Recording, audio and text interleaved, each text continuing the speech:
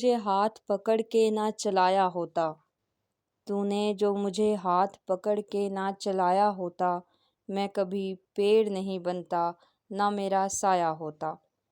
نہ ہوتی میں وہ سب کچھ جو آج میں ہوں، نہ ہوتی میں وہ سب کچھ جو آج میں ہوں، مجھ میں میرا عکس جو تو نے نہ دکھایا ہوتا۔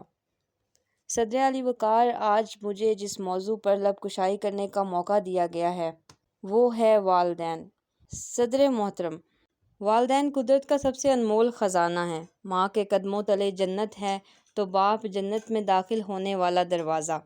ماں ایک بے لوث جذبے اور محبت کا پیکر تو باپ خلوص و دلجوئی کا حسین شاہکار۔ غرض یہ کہ دونوں ہستیاں وہ ہیں کہ جن کے بنا نہ تو ہماری کوئی پہچان ہے اور نہ ہی کوئی شناخت۔ جناب صدر، ان ہستیوں کے قدردان رضائے الہی کے طالب ہیں۔ دنیا و آخرت کی سرفرازی بھی ان کا مقدر بنتی ہے۔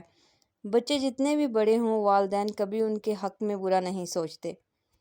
مخالف وقت کو ہر بدگماں کو روک رکھا ہے، مخالف وقت کو ہر بدگماں کو روک رکھا ہے، ہر ایک حاسد کی زہریلی زباں کو روک رکھا ہے۔